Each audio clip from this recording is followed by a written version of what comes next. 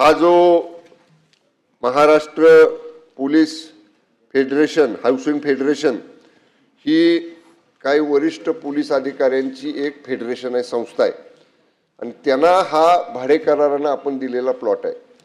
त्याचे दोन भाग झालेले आहेत। एक भाग या फेडरेशनकडे आहे आणि उर्वरित भाग हा म्हाडानं डेव्हलप करून भाडेकरांना मालकी हक्काने हस्तांतरित करून तिथे ऑलरेडी त्यांची घर आहेत।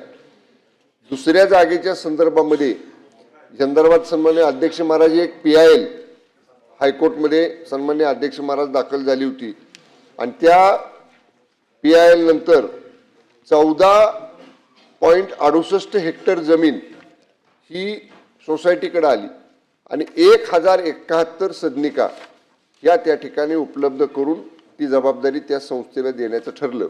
याच्यामध्ये काही जागा आपण जसं म्हणताय तसं खेळाचं मैदान, गार्डन, रिक्रिएशन एरिया, त्याच परिसरामध्ये बांधावी लागणारी एक पोलीस चौकी याच्यासाठी क्षेत्र आरक्षित ठेवलं आणि 8.68 हेक्टर हे डेव्हलपमेंटसाठी म्हणून त्या ठिकाणी उपलब्ध झालं।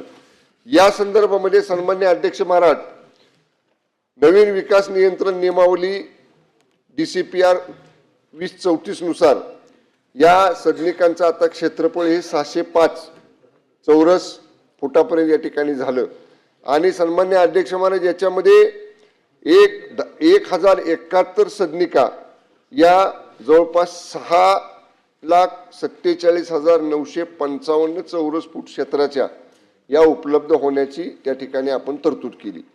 या संदर्भामध्ये फेडरेशननं एक बांधकाम करारनामा या पद्धतीने आपण काम कसं करणार आहोत याचा या ठिकाणी सादर केलेला आहे। 2036 ला सगळा प्रकल्प पूर्ण करू अशा पद्धतीचं त्याने आपल्याला लेखी स्वरूपामध्ये सन्माननीय अध्यक्ष महाराज कळवलेला आहे।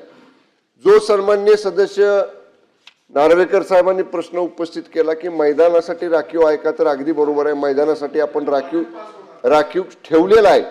काय झालं सन्माननीय अध्यक्ष महाराज, मी ब्रीफिंग घेताना तिथल्या स्थानिक अधिकाऱ्यांकडून माहिती घेतली, म्हणजे जे अवैध काय कामं करणारी किंवा गरदुल्ले असे लोक आहेत यांनी थोडंसं त्या मैदानावरती मध्यंतरी अतिक्रमण केलं होतं, त्यांचा वावर तिथं होता। स्थानिकांच्या तक्रारी आल्यानंतर पोलिसांच्याकडे संस्थेने सुद्धा अर्ज केला आणि पोलिसांनी सांगितले की तुम्ही त्याला पत्र्याचं कंपाऊंड करा। त्यामुळे त्या ठिकाणी पत्र्याचं कंपाऊंड केलं। याचा अर्थ खेळापासून कोणाला मैदान रोखलेलं आहे असं बिलकुल नाही आणि तसं होऊ दिलं जाणार नाही, कारण शेवटी त्या मुलांच्या फेडरेशन मधल्या सोसायटीच्या मुलांना जसं उपयुक्त आहे तसं शेजारच्याही मुलांना ते उपयुक्त आहे। त्यामुळं आजच या माध्यमातून संबंधित अधिकाऱ्यांना आणि त्या सोसायटीला सुद्धा कळवलं जाईल की इतर मुलं जरी त्या ठिकाणी खेळाचं मैदान वापरत असतील तर ते वापरायला त्यांना मज्जाव करता येणार नाही आणि जो बार चार्ट 2036 ला काम पूर्ण करण्याचा त्या फेडरेशनने आपल्याकडे दिलेला आहे त्याप्रमाणे मुदतीमध्ये हे सगळं बांधकाम पूर्ण करून 1071 605 चौरस फुटाच्या सदनिकांचं काम वेळेत पूर्ण करण्याची दक्षता विभागाकडून घेतली जाईल।